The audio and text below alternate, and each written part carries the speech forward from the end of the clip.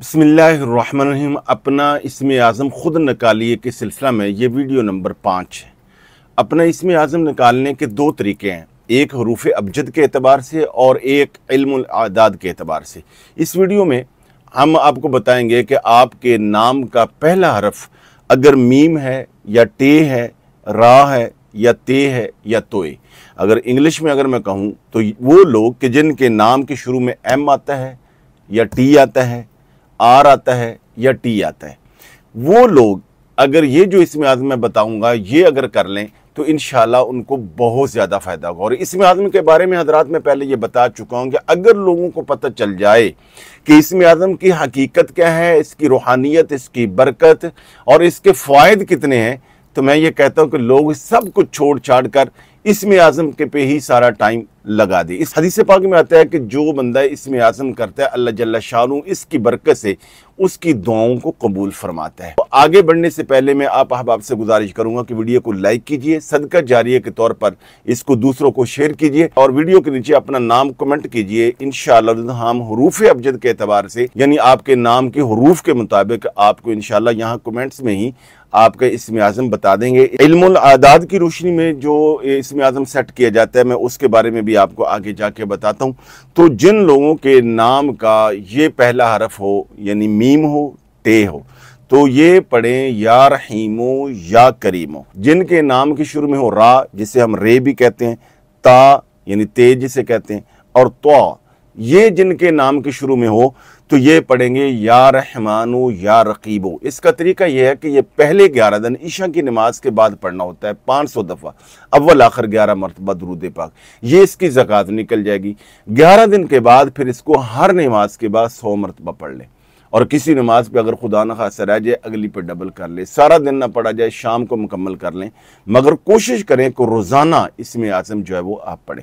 और आप आ जाएं कि जो इल्मुल आदाद की रोशनी में होता है वो क्या होता है कि नाम के जितने हरूफ हैं उनको लेकर उनके आदाद निकाले जाते हैं। आदाद के मुताबिक उधर से अल्लाह ताला का भी ऐसा इस्म ग्रामी 1 या 2 लें और उसके भी आदाद निकालने, फिर उतनी तादाद में उसको पढ़ें तो वो ज़्यादा मुअस्सर हो जाएगा। और ये भी बात बाद लोग ये भी शिकायत करते हैं कि हम इस्म आज़म भी करते हैं, दीगर वज़ाइफ भी करते हैं, मगर हमारे मुश्किलात परेशानियां दूर नहीं होती। ये बात याद रखें कि वज़ाइफ जो है वो एक तरह की दुआएं, और दुआ 4 रंग अपने अंदर रखती है, यानी वज़ाइफ अपने अंदर 4 रंग रखते हैं कि जब आप वजीफ़ा करें फ़ौरन आपकी हाजत पूरी हो जाए। बाद औक़ात ये होता है कि फ़ौरन नहीं होती, थोड़ी ताख़ीर से हाजत आपकी पूरी होती है। और बाद औक़ात क्या होता है कि जो आप मांग रहे होते हैं, जिसके लिए आप वजीफ़ा कर रहे होते हैं, आपकी वो ज़रूरत, वो हाजत तो पूरी नहीं होती, अल्लाह उसके बदले में कोई और आपको नेमत अता फरमा देता है, यानी नेमुल बदल अता कर देता है। और बाद औक़ात क्या होता है कि जो मांग रहे वो नहीं मिलता, ना या फ़ौरन मिलता है, ना ताख़ीर से मिलता है, ना उसके बदले में मिलता है, बल्कि अल्लाह ताला आखिरत में अता फरमा देता है। और जो आखिरत की नेमत है वो दायमी होती है। लिहाजा पूरे यकीन के साथ आप वज़ाइफ करें और ये भी याद रखें कि वज़ाइफ बाद को हम कर रहे होते हैं तो उसके साथ ये देखना ज़रूरी है, नूरी रूहानी वज़ाइफ के हवाले से ये बात देखना भी ज़रूरी है कि कहीं कोई गुनाह तो नहीं हो रहा, आपको कोई नजर बद तो नहीं लगी हुई, कोई जादू मुसलसल तो नहीं कर रहा, या आप कोई साथ साथ जो मखसूस सदकात देने होते हैं वो देना भी ज़रूरी है। और इसी तरह ये भी होता है कि बाद आपकी तादाद और तलफ़्फ़ुज़ और वक्त जो है वो सही तरीके से आप उसकी पाबंदी नहीं कर पाते।